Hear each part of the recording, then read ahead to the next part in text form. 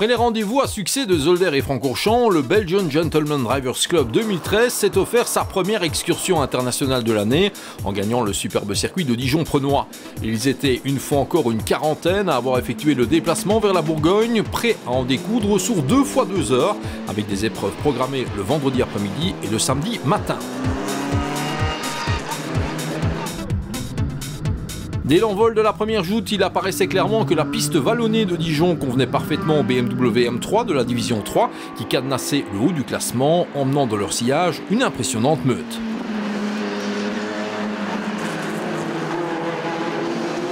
Un envol que l'on revit depuis l'habitacle de la Renault Clio 3 de Claudie Tang et Vincent Van den Abel, déjà double lauréate de la division 1 cette saison, avec la promesse d'une lutte à couteau tiré contre les autres 2 litres, à commencer par les Honda Civic, très rapides sur ce tracé.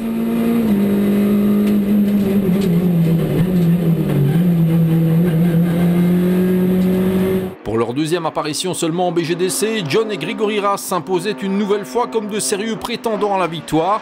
Les frangins ne laissaient d'ailleurs à personne le soin de mener la caravane durant la première heure de course. Dans le sillage de la 142, Koen de Witt répondait bien sûr présent avec sa M3 46, fort de sa victoire en D3 lors du Trophée des Fagnes. Le longiligne néerlandophone s'impose plus que jamais comme l'homme à suivre en ce début de campagne. Dans la classe E de la D1, l'épreuve débutait assez mal pour la BMW 325i numéro 99 de Johan Van Loo et Rudy Doms, victime d'une crevaison, avant de rencontrer des ennuis électriques et d'être victime d'une usure anormale de ses pneumatiques. Si la Honda Civic Sturings Racing d'Eric Bruinhoog et Hakim Moissini avaient pris la tête en classe D de la division 1, la réplique de la Renault Clio 2 de Michael Schmetz et François Jeuken ne tardait pas, la 78 se propulsant aux commandes au quart de la course. Pour certains concurrents, cette première joute ne durait pas très longtemps, à l'image de la Porsche 944 de Likop Sepak qui allait disparaître des classements. Ce sont des soucis moteurs qui sonnaient le glas de la Clio 3 numéro 41 de Servang, Scrabbe et Longin Junior qui ne réapparaissaient pas en fin de course, elles non plus. Malchance également pour la Renault Clio de Patrick Asnon et Michael Divois dont le week-end s'arrêtait de manière trop précoce en raison de soucis électriques. De retour en BGDC, l'Opel Astra Coupé de Michel Plainevaux et Guy Katzer se souffrait de son côté de sa transmission, elle n'allait pas non plus repartir. Dans la classe C de la division 1, cette première joute tournait clairement à l'avantage de la VW Golf 3 de Thierry Van den Abel, qui s'est offert un préparateur de choix, en la personne de Jean-Marie Dehaye, mais aussi un équipier de premier plan, Grégory Pes. Pour la première course qu'on peut faire en BGDC sans problème, avec une voiture réglée au top grâce au sorcier Gargamel Jean-Marie Dehaye et la petite schtroumpfette Aurélie. Franchement, hier, cette auto allait parfaitement. On a évidemment un pilote, j'ai pris un pilote avec moi qui s'appelle Grégory Pes, que tout le monde connaît, qui a roulé hier, je ne sais pas ce qu'il a mangé, mais il a fait des temps incroyables avec l'auto. Il a fini par lever le pied pour contrôler la course. On a gagné la manche hier avec, je pense, 2 tours d'avance, tout en maintenant les pneus parce que j'avais pas assez de pneus pour les deux courses. Et il a roulé à l'économie, il a franchement très bien roulé. Et pour moi, ça s'est très bien passé aussi. Je sais pas, que dire de plus, c'est une auto vraiment au top. Derrière l'inaccessible Golf, la Honda Civic de Patrick Van Damme, Patrick Van Biloun et Christian de Rieder faisaient bien sûr honneur à sa réputation de finisseuse en prenant la 2e place provisoire. C'est la Honda Civic CRX d'Olivier Masco et Jean-Louis Charlier qui complétait le premier top 3 du week-end, mais tout restait à faire au cours des 120 minutes du samedi.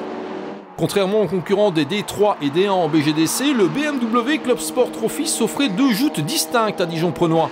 Un week-end qui commençait mal, mais qui se poursuivait de la meilleure des façons pour Thierry Dezan, Frédéric Ledoux et le jeune Romain Paul, issu du karting. C'est une première, on a essayé plusieurs fois d'avoir la victoire, mais cette fois-ci on y est arrivé et on espère que ce ne sera pas la dernière. On a pris un très bon départ, une belle bagarre au début, et puis on a réussi à faire un peu le trou et gérer l'avance. C'était bon, les pilotes ont bien géré, c'était super.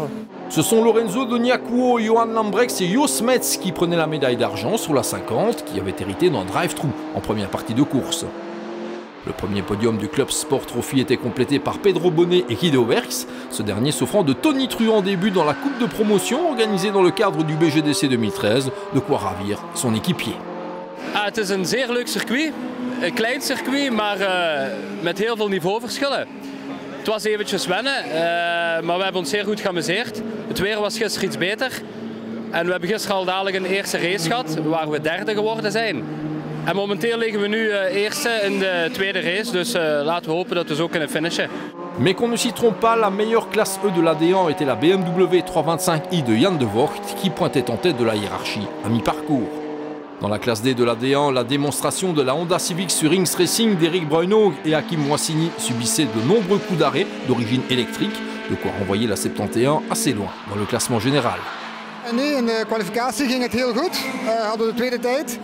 In de race heeft Hakim de start genomen. De auto liep perfect en na ongeveer 45 minuutjes kregen wij problemen met de elektroniek. Hij viel uit, hij ging, hij viel uit, hij ging. De koers was eigenlijk verloren. Dan hebben we eigenlijk de hele nacht liggen te werken voor te zoeken waar dat het probleem zat.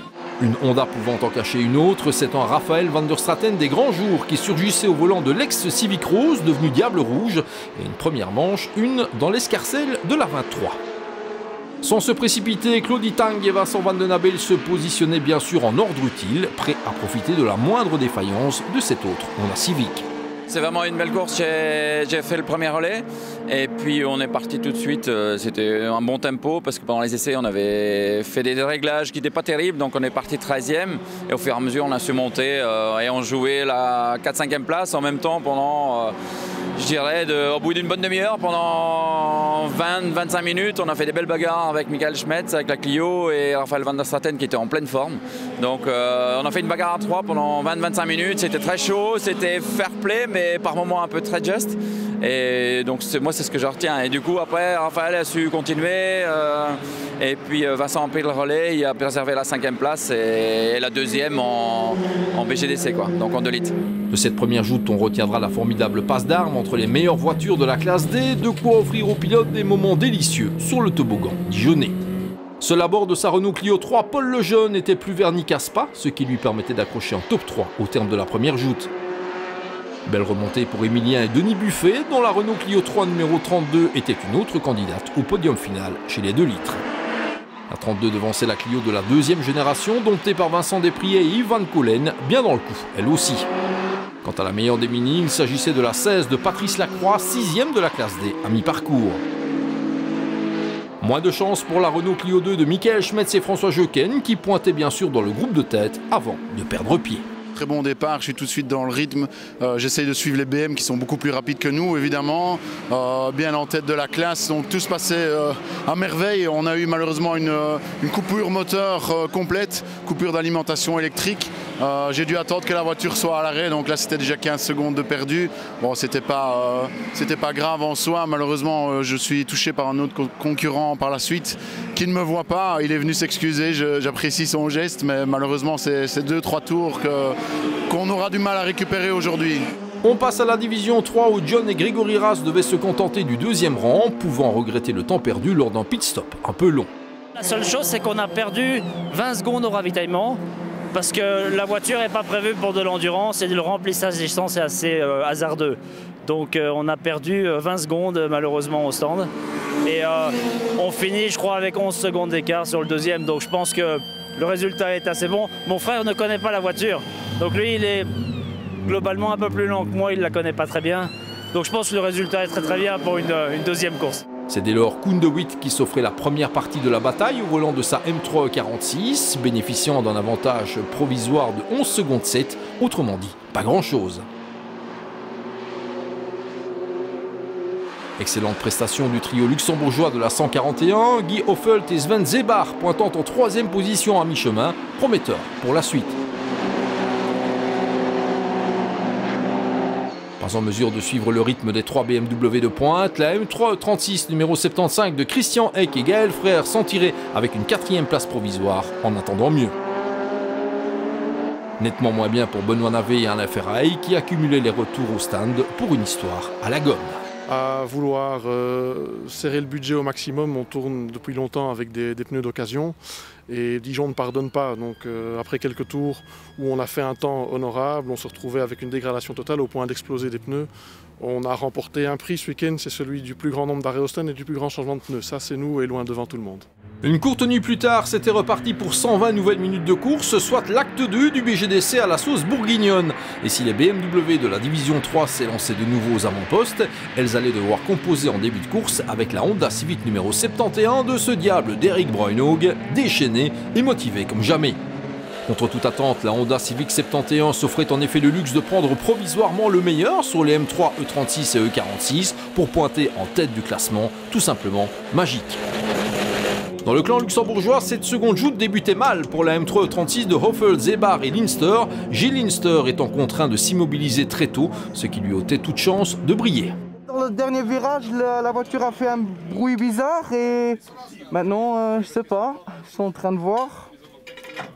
Dommage, vous aviez fait une très belle manche hier, une très belle première manche. Ah, ça c'était Sven Zebar. Puis il a commencé et ouais, il a fait une bonne manche là.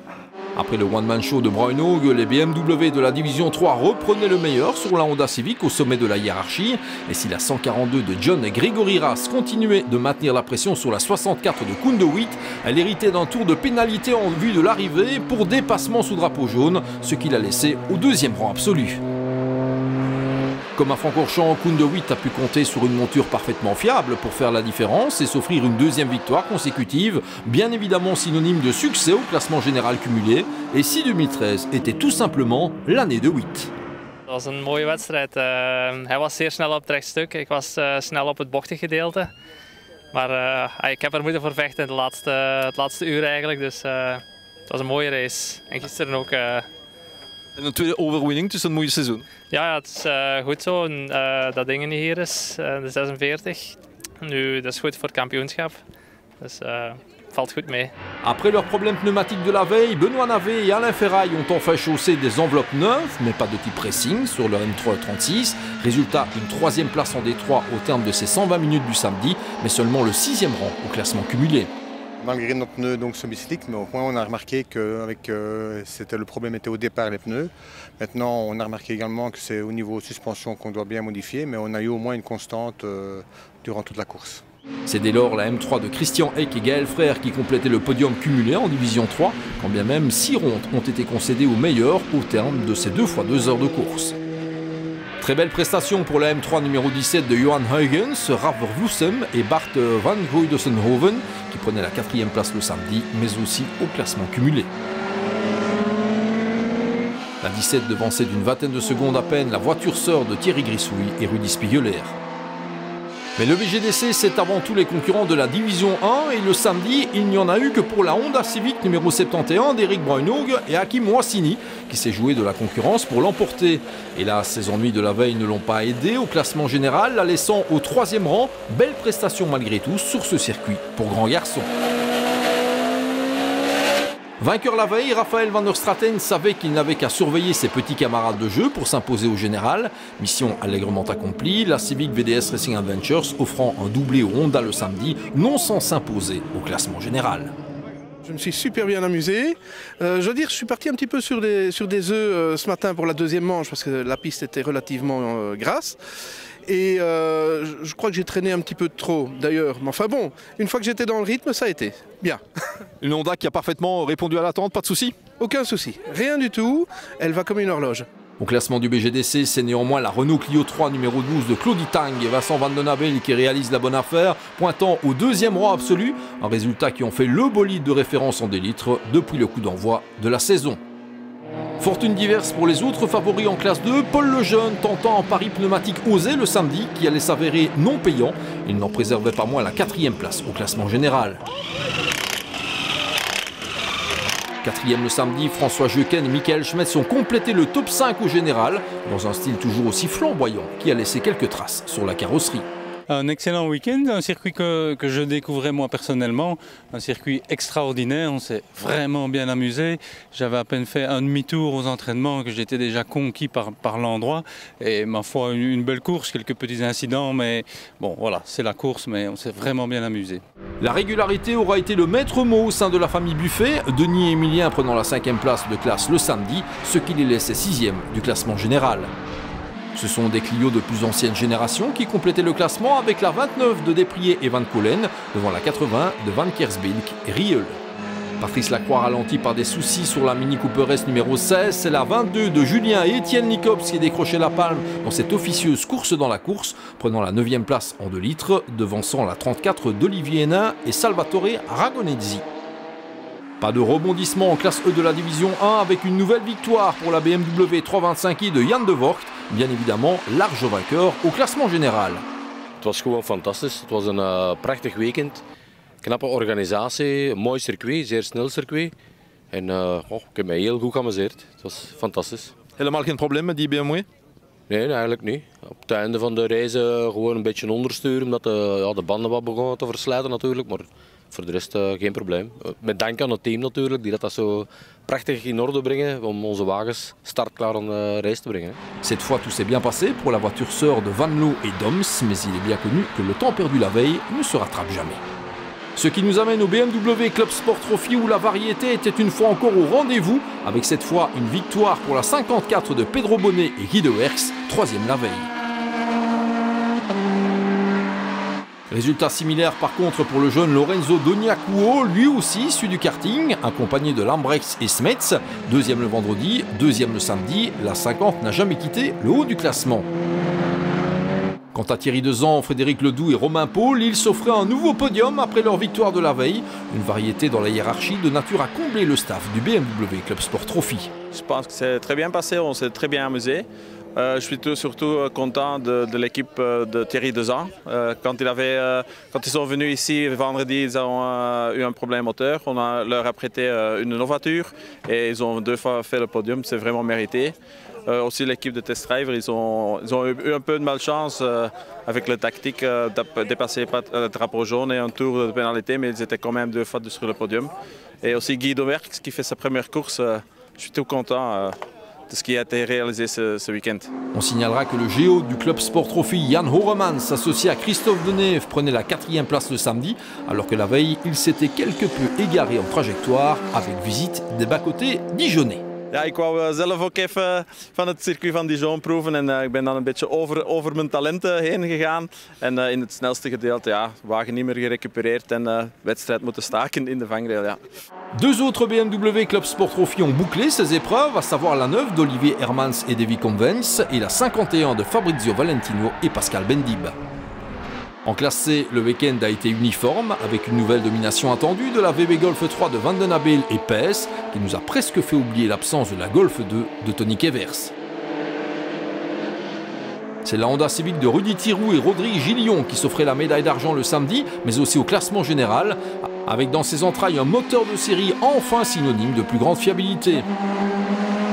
Le podium de la 2e course et du général était complété par la Honda CRX de Masco et Charlier qui devançait les 2 Suzuki Swift de cette compétition, à savoir la 43 de Philippe Lano, Marc Hebrechts, Charles Peters et Michel Chapelle et la 47 de Henri et Christian Franken. Et une fois n'est pas coutume, la Civic numéro 5 de Van Damme, Van Biloon et de Rieder a trinqué mécaniquement, comme quoi les courses se suivent sans se ressembler sur le front du BGDC. Rideau sur l'épisode bourguignon du Belgian Gentleman Drivers Club 2013 où l'ambiance fut excellente 2 journées durant, en dépit d'un timing pas nécessairement idéal. Prochain rendez-vous aux Pays-Bas sur un autre circuit sélectif à souhait, Zandvoort, au milieu des dunes, le spectacle risque d'être haut en couleur.